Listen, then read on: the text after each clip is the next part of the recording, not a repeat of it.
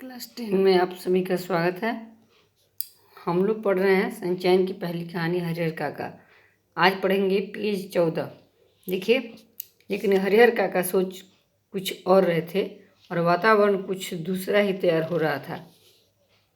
ठाकुरबाड़ी से जिस दिन उन्हें वापस लाया गया था, उसी दिन से उनके भाई और रिश्ते नाते के लोग समझाने लगे थे कि विधिवत अपनी जायदाद वे अपने भतीजों के नाम लिख दें।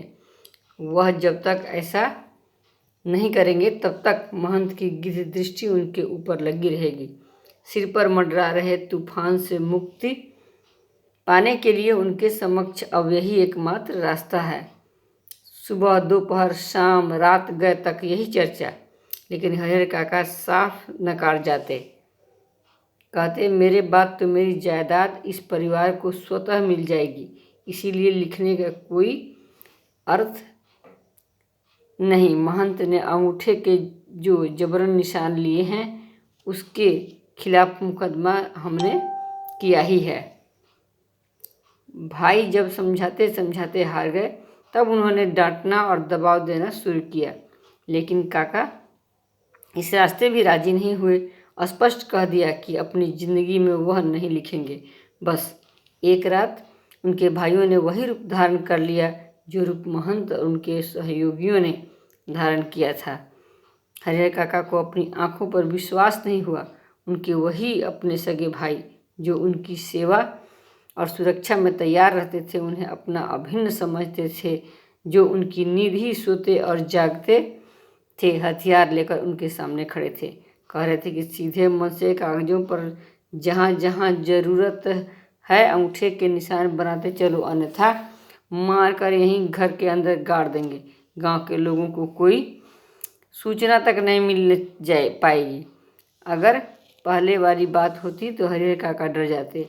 अज्ञान की स्थिति में ही मनुष्य मृत्यु से डरते हैं। ज्ञान होने के बाद तो आदमी आवश्यकता पड़ने पर मृत्यु को वर्ण करने के लिए तैयार हो जाता है। हरिहर काका ने सोच लिया कि ये सब एक ही बार उन्हें मार दें, वह ठीक होगा, लेकिन अपनी जमीन लिखकर रमेशर की विधवा की तरह शेष जिंदगी वे घुट घुट कर मरे, यह ठीक नहीं होगा।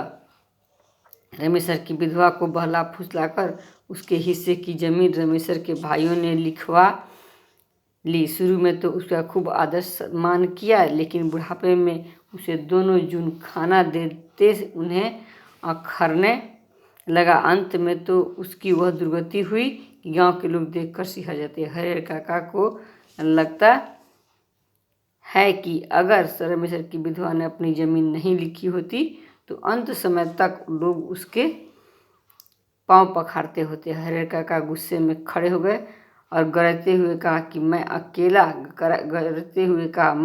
हूँ, तुम सब इतने हो, ठीक है, मुझे मार दो, मैं मर जाऊंगा, लेकिन जीते जी एक धूर जमीन भी तुम्हें नहीं लिखूंगा। तुम सब ठाकुरबाड़ी के महंत पुजारी से तनिक भी कम नहीं। देखते हैं कैसे नहीं लिखोगे। लिखना तो तुम्हें है ही, चाहे हंस के लिखो या रो के। देखिए यहाँ भाइयों ने क्या किया है, हरिहर काका को कैसे खींच खांच कर रहे हैं, दिखाई दे रहे हैं आपको। हरिहर काका इधर कमीज पकड़ के, कोई लाठी लिया हुआ, कोई इधर से पकड़ा हुआ। तीन भाई हैं, तीनों लगे हुए हैं हरिहर काका को खींच खांच और मारपीट करने में। हरिहर काका के साथ उनके भाइयों की हाथापाई शुरू हो गई। हरिहर काका अब उस घर से निकलकर बाहर गांव में भाग जाना चाहते थे, लेकिन उनके भाइयों ने उन्हें मजबूती से पकड़ लिया था। प्रतिकार करने पर अब वे प्रहार भी करने लगे थे। अकेले हरिहर कई लोगों से जूझ सकने में असमर्थ थे। फलस्वरूप उन्होंने अपनी रक्षा के लिए खूब जोर जोर से चिल्लाना शुरू कर दिया। अब भाइयों को चेत आया कि मुंह तो उन्हें पहले ही बंद कर देना चाहिए था। उन्होंने तत्क्षण उन्हें पटक उनके मुंह में कपड़ा ठूस दिया, लेकिन ऐसा करने से पहले ही काका की आवाज़ गांव में पहुँच गई थी। टोला पड़ोस के लोग दालान में जुटने लगे थे। ठाकुर बाड़ी के पक्षधरों के माध्यम से तत्काल यह खबर महंत जी तक भी चली गई थी, लेकिन वहां उपस्थित हरिहर काका के परिवार के और रिश्ते नाते के लोग गांव के लोगों को समझा देते कि अपने परिवार का निजी मामला है, इससे दूसरों को क्या मतलब। लेकिन महंत जी ने वह तत्परता और फुर्ती दिखाई जो काका के भाइयों ने भी नहीं दिखाई थी। वह पुलिस की जीप के साथ आ धमके। पुलिस आने के बाद निजी मामले का सवाल खत्म हो गया।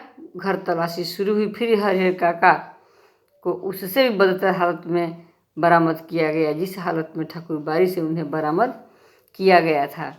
बंधन मुक्त होने और पुलिस की सुरक्षा पाने के बाद उन्होंने बताया कि उनके भाइयों ने उनके साथ बहुत जुल्म अत्याचार किया है, कि जबरन अनेक कागजों पर उनके अंगूठे के निशान लिए हैं, कि उन्हें खूब मारा पीटा है, कि उनकी कोई भी दुर्गति बाकी नहीं छोड़ी है, कि अगर और थोड़ी देर तक पुलिस नहीं आती तो वह उन्हें जान से मार देते। हरिहर काका के पीठ, माथे और पाँव पर कई जगह जख्म के निशान उभर आए थे। वह बहुत घबराए हुए से लग रहे थे, कांप रहे थे। अचानक गिरकर बेहोश हो गए। मुंह पर पानी छींटकर उन्हें होश में लाया गया। भाई और भतीजे तो पुलिस आते ही चंपत हो गए थे। पुलिस की पकड़ में रिश्ते के 2 व्यक्ति आए। रिश्ते के शेष लोग भी फरार हो गए थे। हरिहर काका के साथ घटी घटनाओं में यह अब तक की सबसे अंतिम घटना है। इस घटना के बाद काका अपने परिवार से एकदम अलग रहने लगे हैं। उनकी सुरक्षा के लिए राइफलधारी पुलिस के 4 जवान मिले हैं। हालांकि इसके लिए उनके भाइयों और महंत की ओर से काफ़ी प्रयास किए गए हैं। असल में भाइयों को चिंता थी कि हरिहर अकेले रहने लगेंगे तब ठाकुर बाड़ी के महंत अपने लोगों के साथ आकर पुनः उन्हें ले भागेंगे। और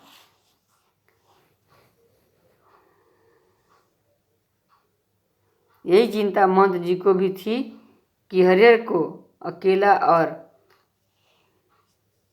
असुरक्षित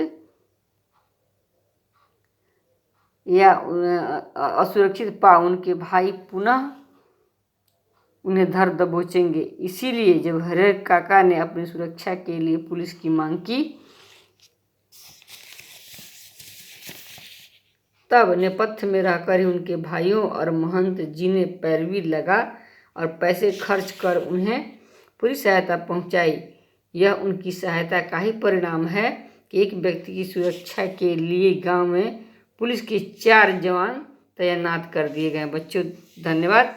और हम लोग दूसरे दिन पढ़ेंगे, यहीं से पढ़ेंगे। पेज है 17 से हम लोगों को पढ़ना है। आप पढ़ लीजिए।